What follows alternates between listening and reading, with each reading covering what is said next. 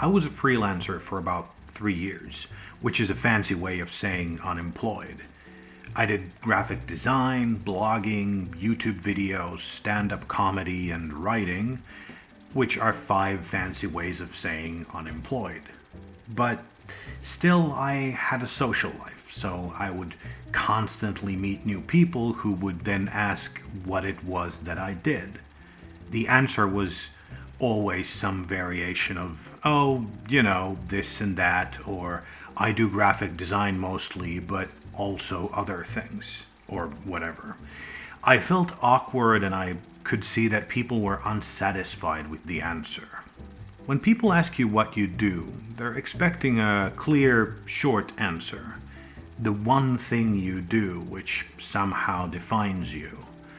But not a hobby, not a passion. Most people couldn't care less about how you paint with finger paints, clean and restore old electronics, go hiking, play basketball, spend time with your family, or post dank memes on Instagram. They want to know the source of your income. And hey, maybe your source of income is also the main thing you're passionate about and how you define yourself. But for most of us, it's not. Within the question about one's primary source of income is also the size of that income. Even if you don't tell anyone how much you make, they're going to draw conclusions about it based on what it is you do for a living. Back when I was freelancing, I was lucky enough to live in a relatively nice apartment in a relatively nice area because, for unrelated reasons, my rent was pretty low. Someone who visited my place actually said out loud what many must have thought before, that I must be making good money if I'm a graphic designer and I live in an apartment like that. In reality, I was flat broke and mostly unemployed, just with a nice title and an okay apartment. I had answered the what do you do question to many as being a graphic designer because that was the source of at least some of my income, and it was less embarrassing to say than I do all sorts of things for some money but mostly live on unemployment benefits. Without a simple job title or a degree you're working on, this question can be a source of some anxiety. Even before, when I had a pretty straightforward job with a simple title, it wasn't something I identified with. So when someone asked me what I did, I said something along the lines of, well, my day job is a salesperson in a mobile operator shop, but I also do graphic design and stand-up comedy, among other things. Which must have sounded like such a loser thing to say. And don't get me wrong, there's nothing wrong on a personal level with just doing whatever job to pay the bills and using your free time to do what makes you happy. But explaining your situation to someone like that can and will cause people to think that you're either not good enough at the things you like to do, ashamed of your job, or just generally directionless. All of which I was, but I didn't enjoy telling strangers that. What do you do is such a loaded question. For most of us, the answer says nothing about who we are as people, but whatever your answer to this question is, it will invariably create a bunch of different assumptions in the mind of whoever is asking. Assumptions about your social standing, income level, and where you are in your career or in your life in general. But also assumptions about your personality, ethics, and beliefs. You're an accountant? You must be pedantic, maybe even obsessively so, and probably antisocial or at the very least introverted. You work in sales? You must be greedy, always after some form of personal gain. Probably a smooth talker too. You work in an art gallery? You're probably an art snob, do a lot of day drinking and wear only black. You work in customer service? You probably can't get a better job. Maybe you're one of those people everyone else walks all over. Or maybe you're just doing that for now and can't wait to get out. We all make those kinds of generalizations sometimes. We can't help it. Someone names a job and a picture pops up in your head. It can also create a kind of micro-social hierarchy. Maybe not on purpose, but when someone with a high-paying, traditionally highly respected job asks someone else what they do, the person answering the question might feel like they're suddenly below the other person in a social hierarchy. The "I'm just a so-and-so" answer feels like shit to give, and it's also difficult to respond to. How do you tell a new acquaintance that their job isn't worthless without sounding patronizing?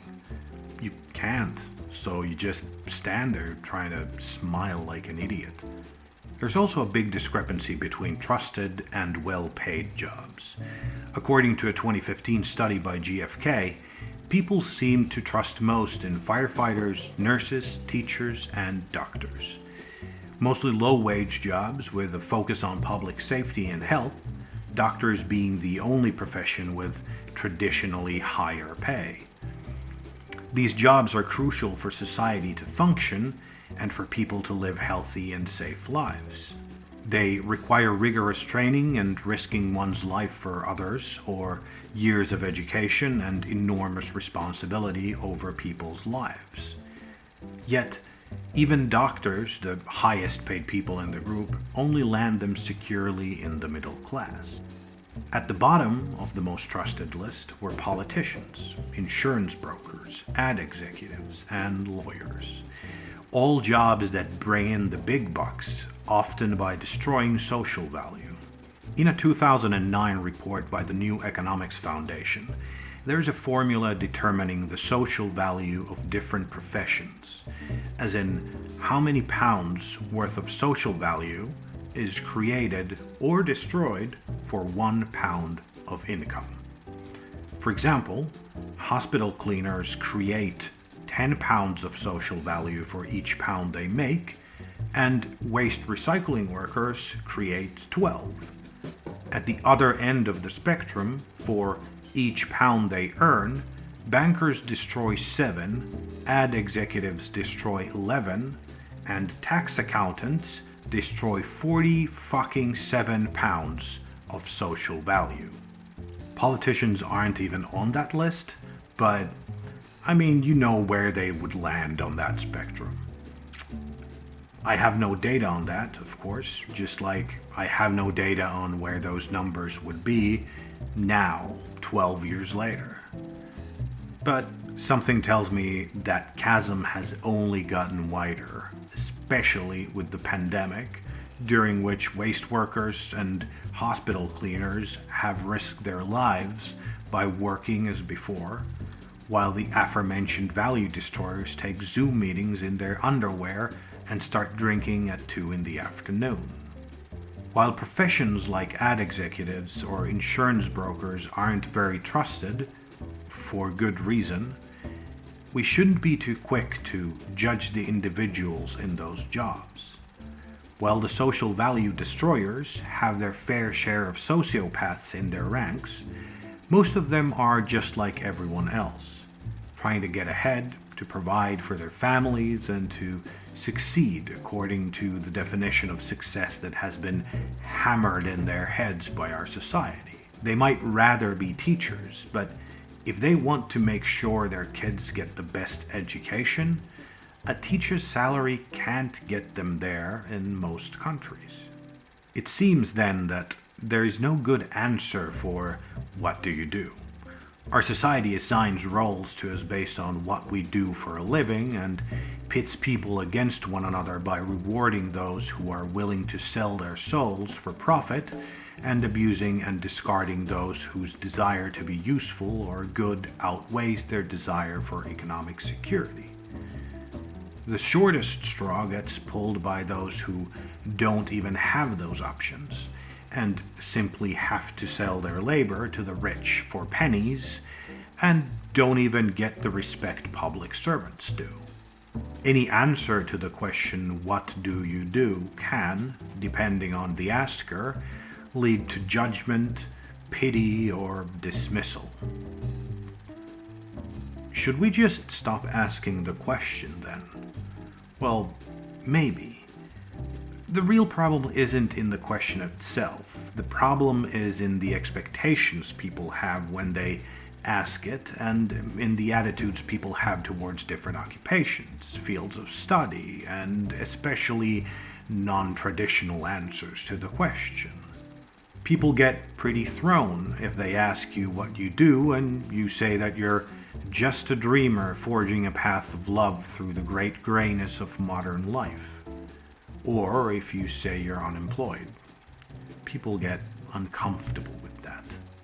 Our society places so much value on who you're currently selling your labor to and how, that for many, that's one of, if not the defining feature of who you are.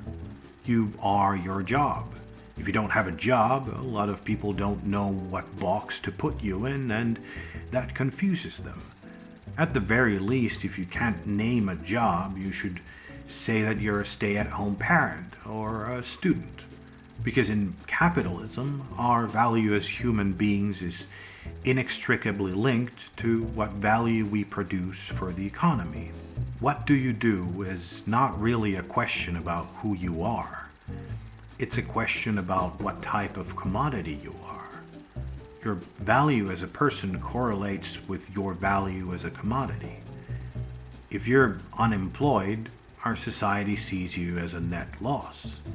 If you're working class, like a server or a shop clerk, you're a low-value commodity.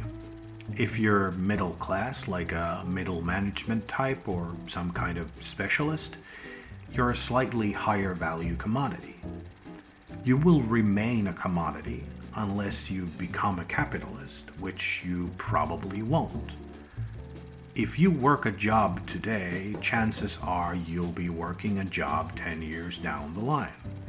The horse doesn't become the rider by winning the race. It just becomes a more valuable horse to ride. Of course, that's not what people mean when they ask you what you do. But that's what they're going to think, even if they don't mean to.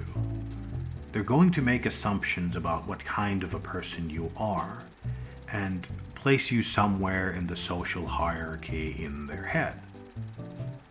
And I don't know about you, but I want to be valued, not evaluated. So what can we do about it?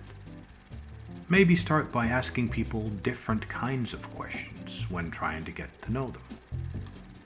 Instead of asking someone what they do, ask them what they like to do. Come up with questions that are conversation starters, like hypotheticals. If you started a cult, what would the central tenets be? If you had to choose one and never have the other again, would you choose cough drops or chewing gum? Art museums or natural history museums? Bert or Ernie?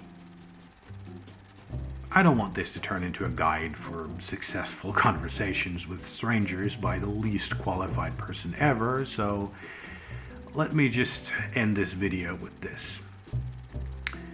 It's okay to ask a person what they do for a living, or whether they have a day job, or whatever. Just don't open with it and don't think that's who they are. Our current society already reduces us into commodities. We really don't need to do that to each other. We're all so much more than what we have to do for money.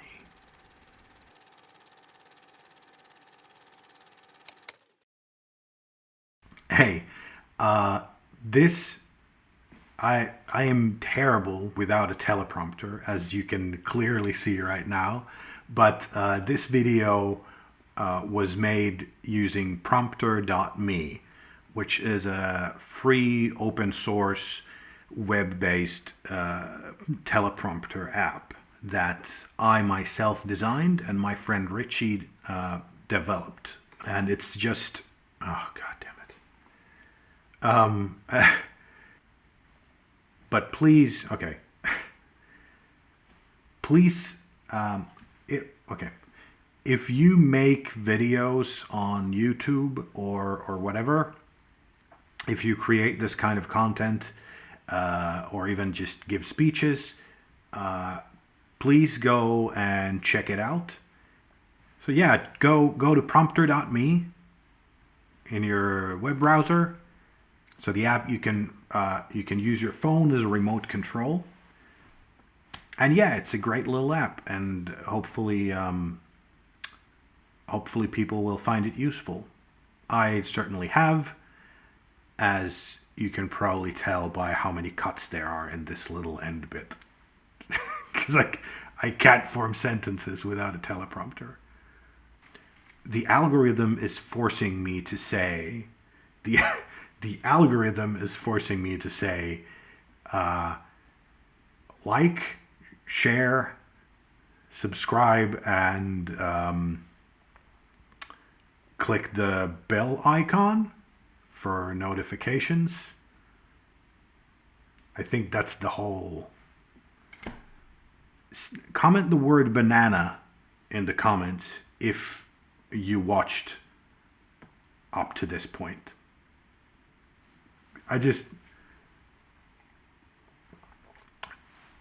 This will be an interesting exercise in like how far are people willing to watch a video with no content anymore, just like random rambling at the end. You just watched me drink carbonated water on YouTube, and you still haven't closed the video.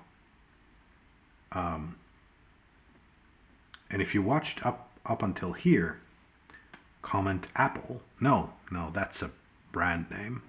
Screw them. How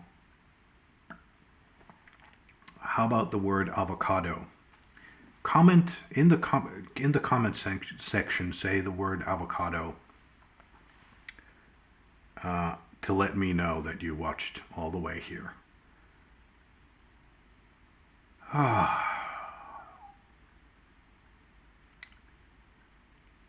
Thanks for watching.